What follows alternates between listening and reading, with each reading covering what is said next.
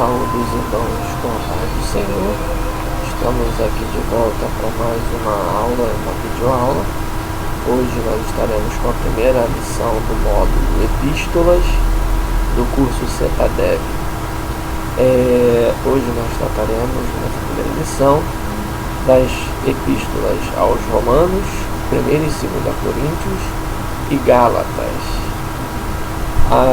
As epístolas são importantíssimas para o estudo teológico, uma vez que o Novo Testamento tem grande parte dele composto por essas cartas, onde os apóstolos eles fizeram declarações ou dissertações acerca da vida cristã, da parte de como se conduzir na igreja, de como se viver a vida cristã. Vamos dar uma olhadinha um pouquinho, vamos aprender um pouquinho sobre isso e creio que vai ser muito bom para todos nós aprendermos um pouco mais sobre as epístolas bíblicas. Bom, e o que é uma epístola?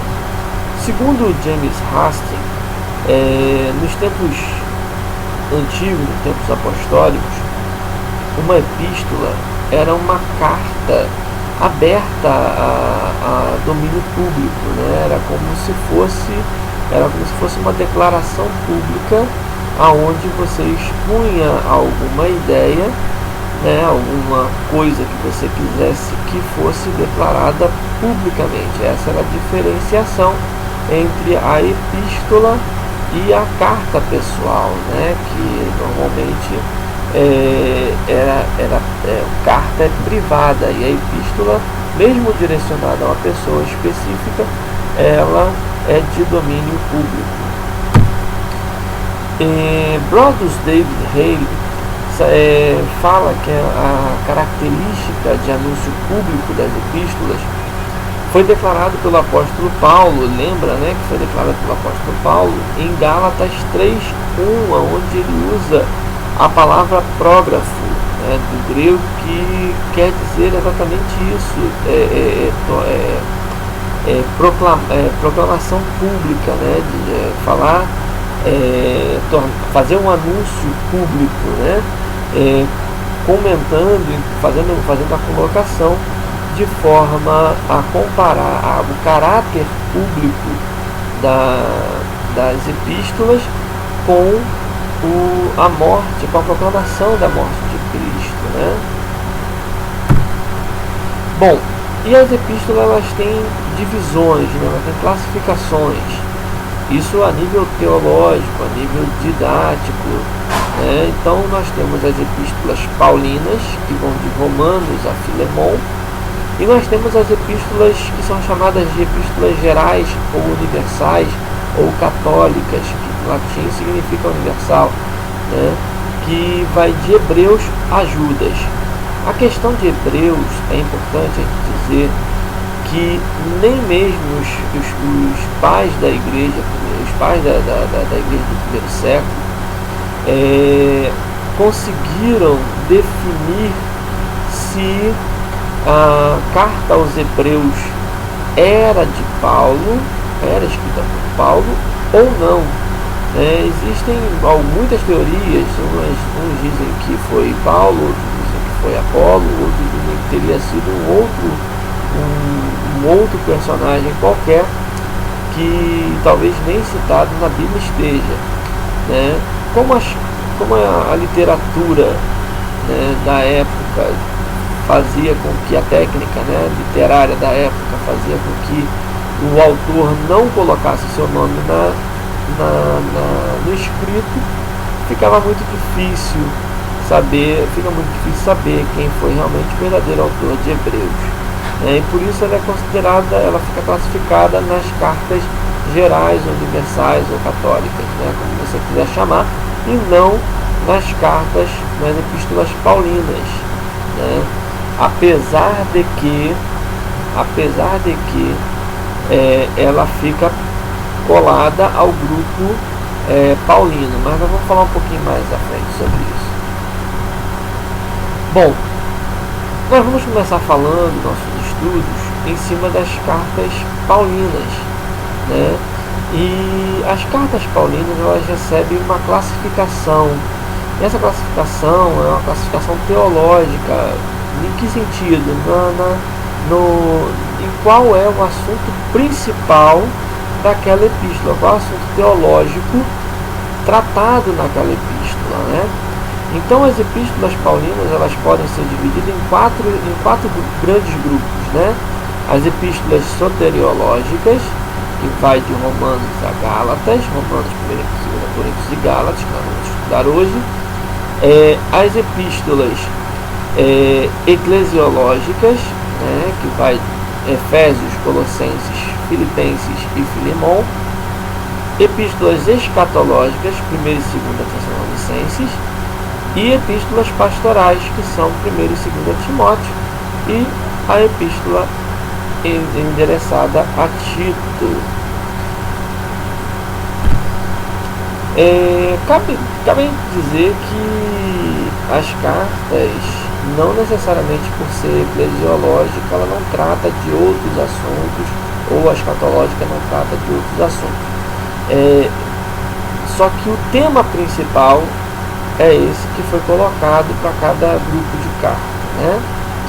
Bom, as cartas paulinas, elas foram organizadas dentro do cânon bíblico basicamente por ordem de tamanho ou para quem foi direcionada, né? Então nós temos as 9 primeiras cartas direcionadas a igrejas e as 4 últimas direcionadas a pessoas.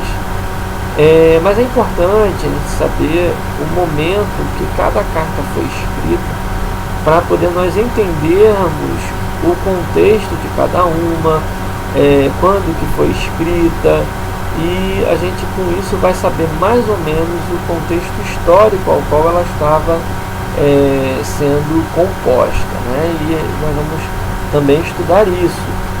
Então, neste momento, a gente vai dar uma olhada na cronologia das cartas paulinas. Se nós formos observar, lógico, isso aqui, essa cronologia é uma cronologia estimada, né? Os teólogos, eles chegam a algumas conclusões baseadas em estudos, e com isso consegue-se estabelecer uma média ou mais aproximada daquilo que se imagina que tenha sido a realidade para datar aquela carta, baseada no próprio livro de Atos, ou às vezes também nas próprias dicas deixadas em algumas das cartas. Bom, as epístolas que foram escritas durante a segunda viagem missionária, que aconteceu entre 49 e 52 d.C., foram 1ª e 2ª Tessalonicenses e teriam sido escritas da cidade de Corinto. Já as epístolas que teriam sido escritas durante a terceira viagem missionária, entre 52 e 57 d.C., foram 1 Coríntios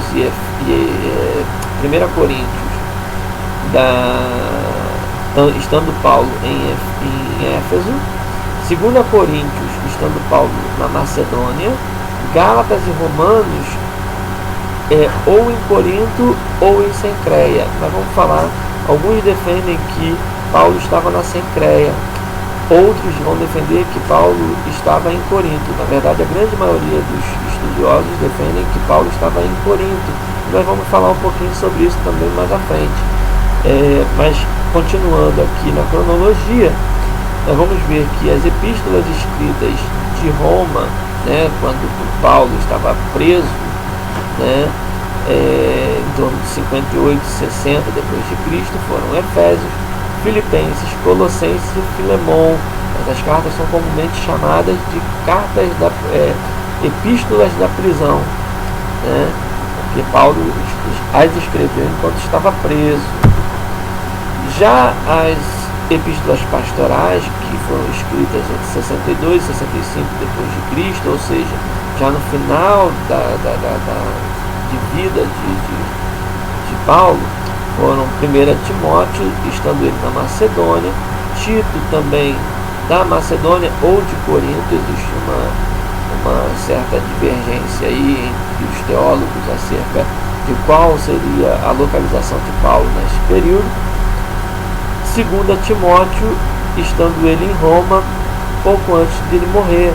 É exatamente na segunda carta a Timóteo que ele faz a famosa declaração que combati o bom combate, acabei a carreira, mas guardei a fé.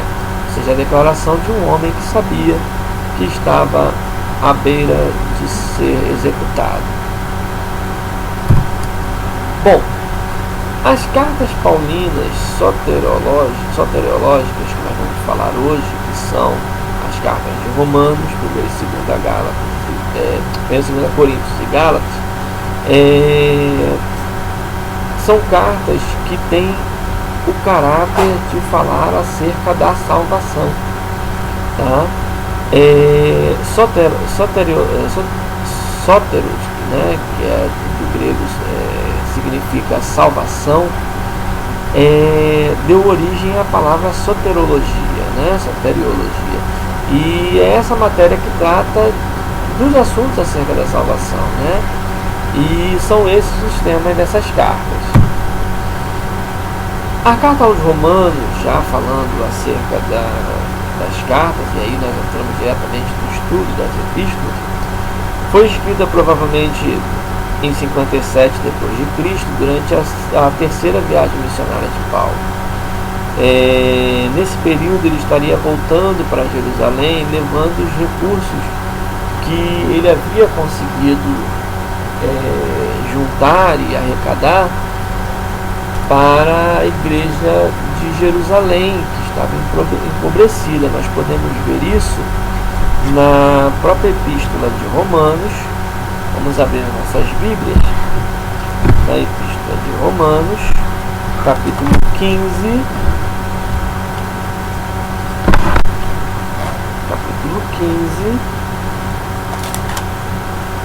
versos 25 e 27 a 27, que diz assim: mas agora vou a Jerusalém para ministrar aos santos, porque para seu bem a Macedônia e a Acaia fazerem uma coleta para os pobres dentre os santos que estão em Jerusalém. Isto lhes pareceu bem, como devedores que são para com eles, porque se os gentios foram participantes dos bens espirituais, devem também ministrar-lhes os temporais. Então, Paulo estava retornando para Jerusalém, levando os recursos que ele tinha conseguido, e nesse período ele escreve essa carta aos romanos, né? E possivelmente ele estava em Corinto, né? Sendo que algumas pessoas sugerem que ele estivesse em Cencreia, por causa de Romanos 16:1, que faz referência a uma mulher chamada Febe, né, que era moradora de Cencreia, que ficava em torno de 9 quilômetros de distância da cidade de Corinto. E outros defendem que ele estava na própria cidade de Corinto, baseado em Romanos 16:23, que faz referência a Gaio, que era seu anfitrião. Então, nós então precisamos definir então aonde que Paulo estaria, né? Então nós temos como provar a localização de Paulo. Se nós fizermos nosso embasamento de localização de Paulo em Febe, né? na pessoa citada de Febe, né? Então Paulo estaria localizado em Cencreia. Mas olha só como é que é um pouco complicado a gente definir isso. Por quê? Porque a própria escrita da frase não permite que a gente entenda que Paulo estivesse em Cencreia. Ele diz assim: recomendo-vos, pois, Febe, nossa irmã, a qual serve na igreja que está em Cencreia. Quando ele diz isso, nós sabemos que Febe estava diante de Paulo, porque Paulo ia entregar a carta para ela e ia enviar através dela a carta para os romanos. Mas quando a gente para poder olhar Romanos 16,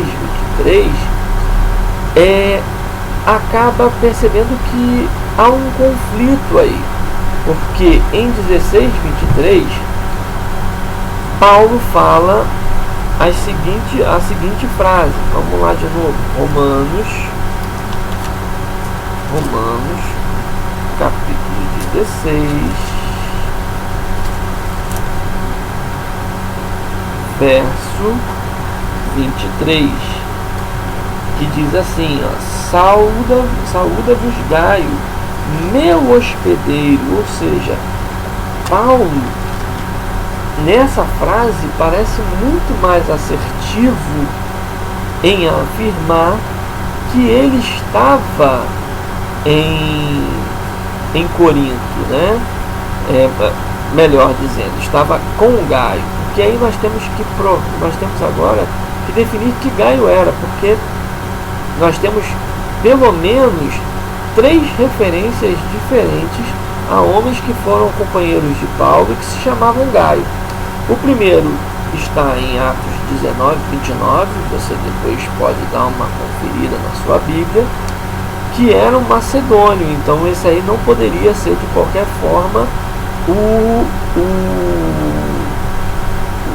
Gaio citado em Romanos. O segundo era um homem de Derbe, né, que é citado em Atos 20, verso 4. E o terceiro é citado em 1 Coríntios 1,14. E se trata de fato de um Corinto. E que, se nós formos levar em consideração desta forma, é mais fácil a gente conseguir definir que Paulo estava em Corinto, na casa deste Gaio, do que em Cencreia, na casa de Febe. O destinatário da carta, né, aos romanos eram os cristãos romanos, né, como está definido no capítulo 1, verso 7, que era uma igreja predominantemente gentílica e que Paulo nunca esteve lá. Até aquele momento da carta, Paulo nunca esteve lá.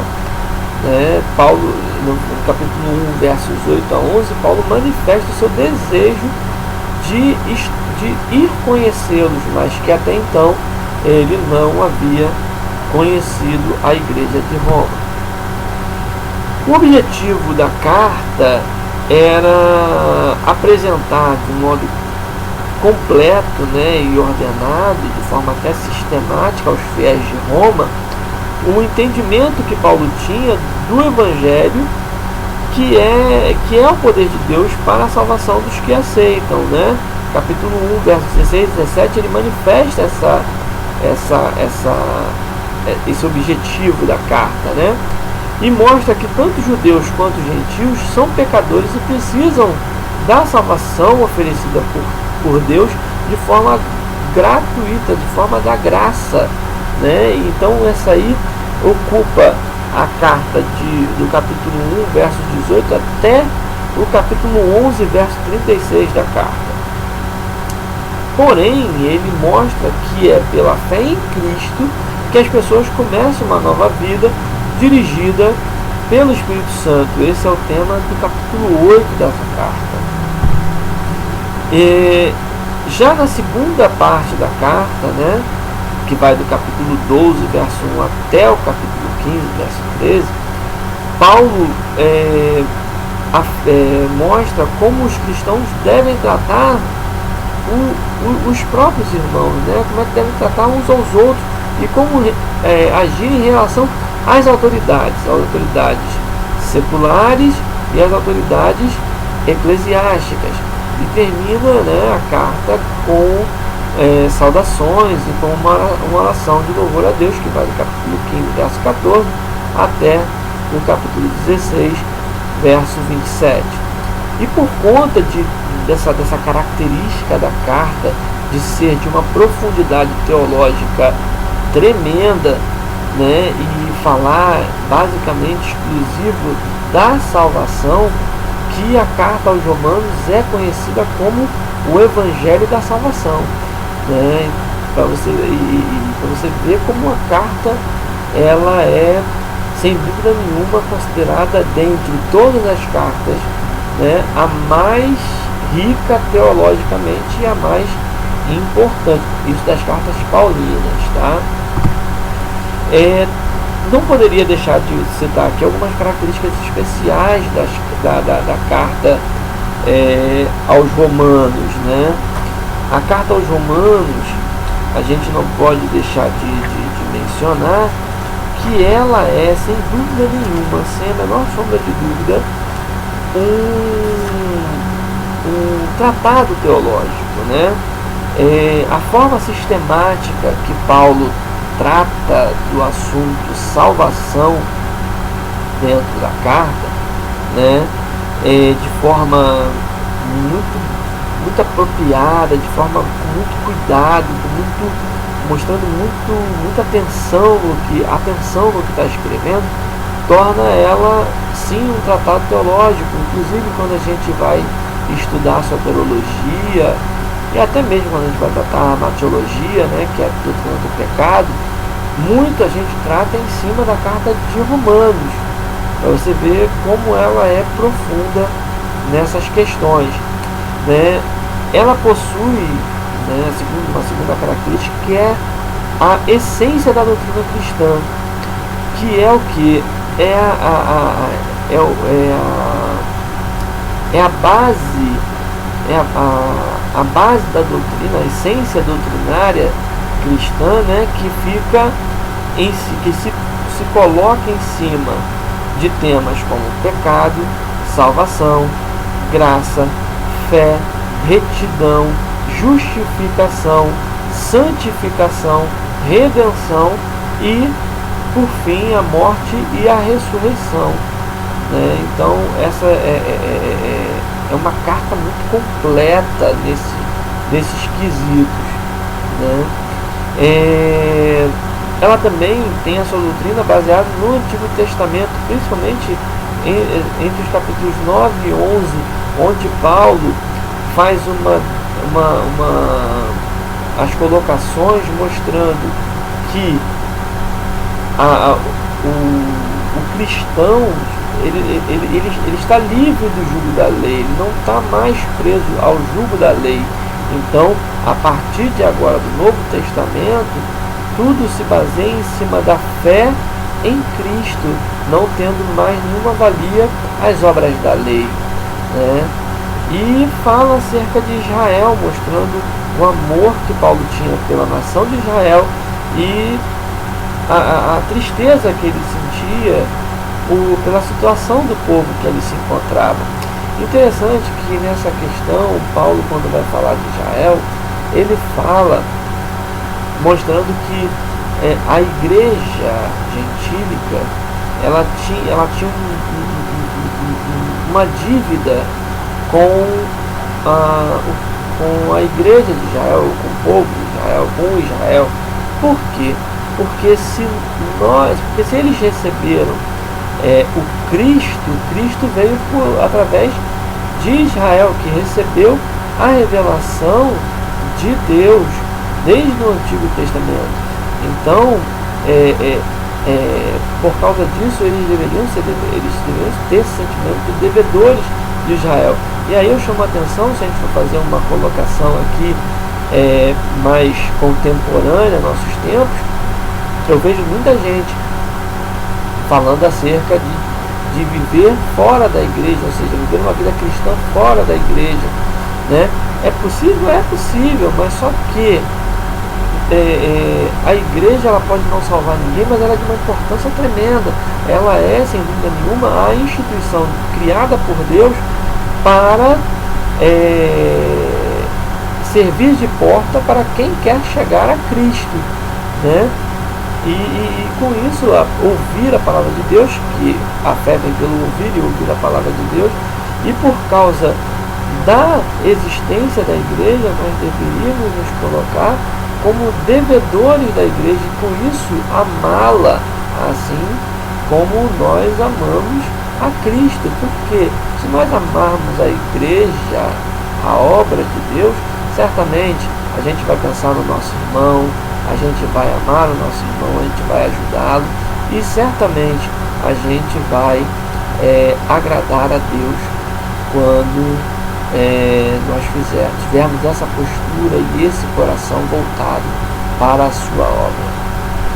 Mas continuando, vamos prosseguir com a lição, que já temos um bocado de coisa para poder falarmos. A gente começa então agora a falar das cartas destinadas a Coríntios, né? No caso, 1ª e 2ª Coríntios. Né? A primeira carta escrita, né, foi provavelmente confeccionada, composta em torno de 55 depois de Cristo.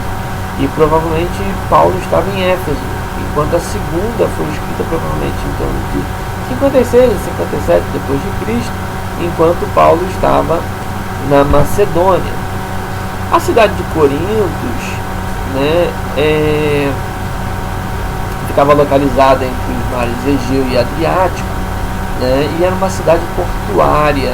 No seu módulo, na página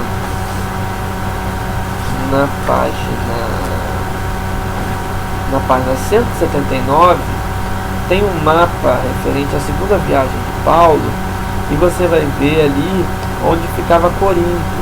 E Corinto, você vai ver que ela ficava bem avançada para dentro do mar, né, no istmo, que é uma formação de terra em forma de mão, né, que entra para dentro para dentro do oceano, né, e ele tinha uma condição diferenciada naquela época, porque era uma cidade portuária, e a maioria das cidades portuárias eram normalmente muito ricas, tanto financeiramente quanto culturalmente. Financeiramente, porque tudo passava ali, né? Tudo que era riqueza passava ali. Então, financeiramente era inviável, era praticamente impossível uma cidade não se desenvolver financeiramente, economicamente. E era uma cidade, por ser portuária, era muito rica culturalmente. A cultura ali, toda a cultura daquela região passava necessariamente por Corinto, né? Uma característica interessante era que era quase que obrigatória a passagem dos navios ali, né? Todo navio que vinha da região ocidental para passar para a região oriental tinha que passar por ali, porque se o navio não quisesse pegar uma viagem que era considerada perigosa, que fazia o contorno da parte meridional, né, da península grega, né, que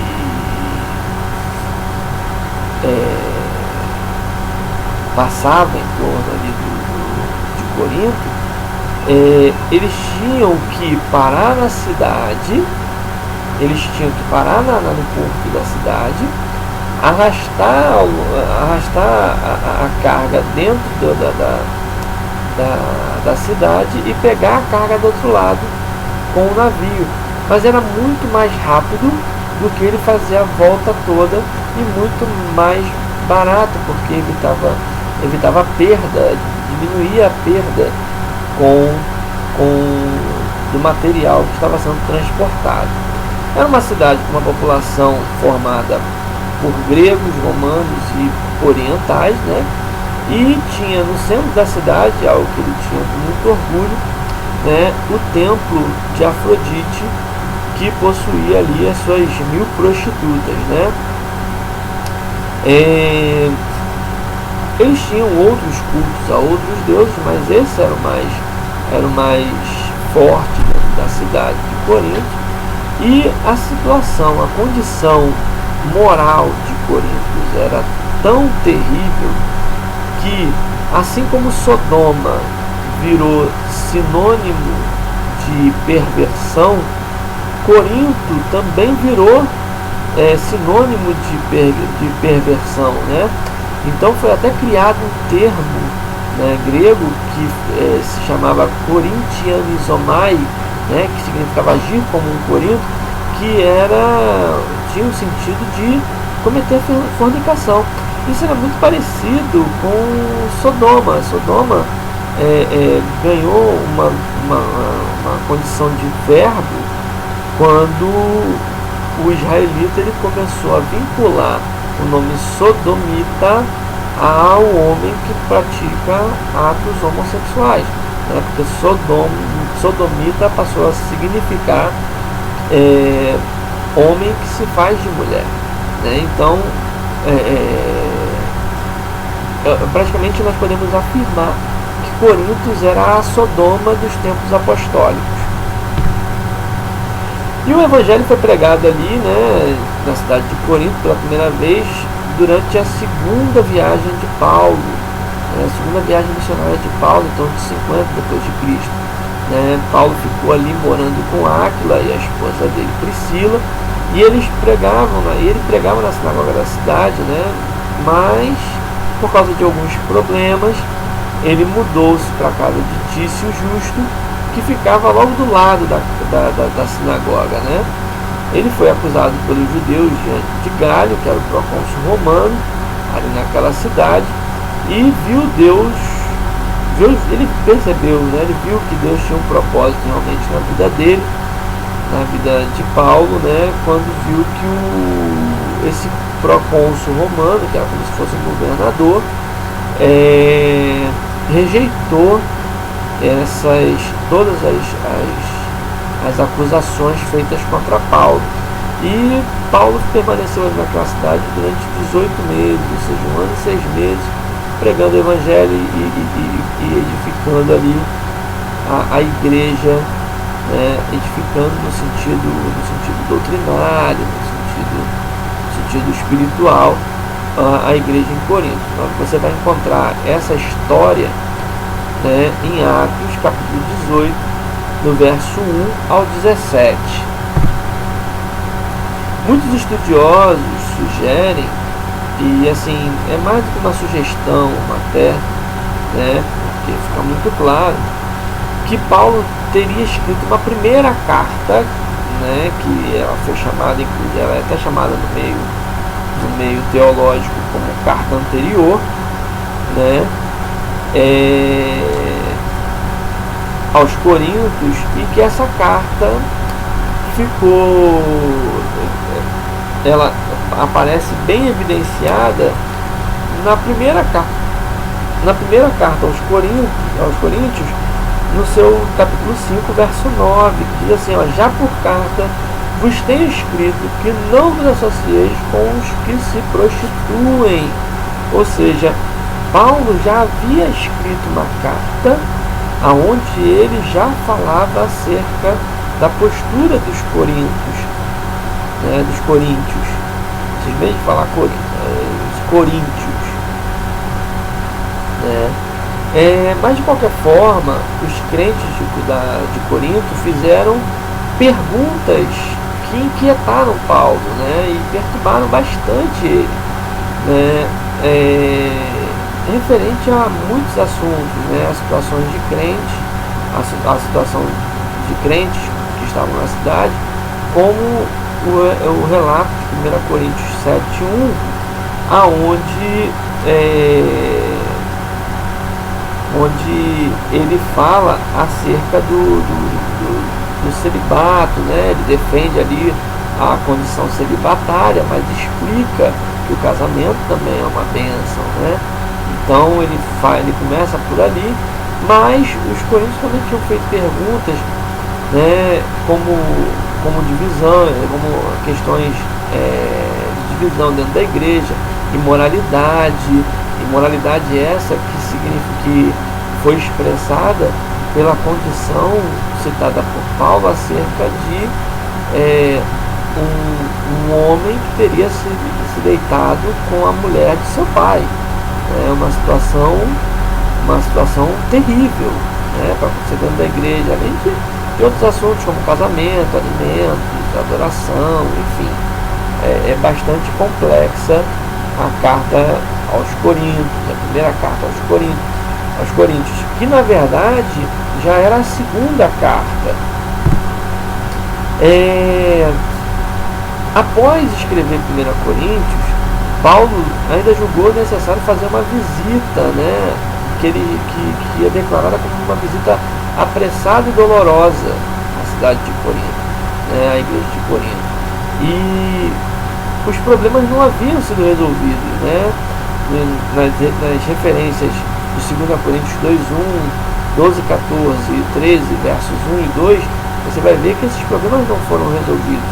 Então, depois dessa segunda visita, Paulo escreve uma terceira carta, que é chamada de carta triste e severa, que, assim como a primeira carta, que vem antes de 1 Coríntios, também se perdeu. Mas aí, na Macedônia, Tito trouxe boas notícias, né, acerca da postura dos crentes de Corinto, né? Então, Paulo escreve a quarta carta, que é 2 Coríntios, que passa a ser conhecida como a carta da como é que se diz? Meu Deus, a carta de reconciliação, né? Porque Paulo e Coríntios haviam ficado com a relação bastante abalada, porque os coríntios passaram a questionar o apostolado de Paulo, começaram a ter ideias divergentes em relação a Paulo. Então Paulo até chega a escrever dizendo: por um acaso me tornei eu inimigo vosso, inimigo de vós, por falar a verdade? Então, depois dessa terceira carta, que teria sido uma carta ainda mais dura do que 1 Coríntios, os coríntios tiveram uma postura diferente, aceitaram a repreensão de Paulo, né, entendendo como uma repreensão de Deus. E aí Tito traz informações positivas e Paulo, muito alegre, escreve a carta de 2 Coríntios, que nós estamos na 2 Coríntios, né, mostrando sua alegria, né, pela reação favorável da igreja ao seu ministério. Isso está do capítulo 1 até o 7, e relembra os crentes, né, do compromisso que cada um tem para com a oferta aos cristãos da Judéia, capítulos 8 e 9, e defende a autoridade apostólica de si mesmo, uma vez que mesmo assim ainda haviam adversários que colocavam em dúvida a sua condição apostólica. Você vai ver do capítulo 10 até o 13. Bom, dito isso, nós podemos ir para a carta aos Gálatas, né? Epístola aos Gálatas. Os destinatários da carta eram as pessoas que estavam na Galácia.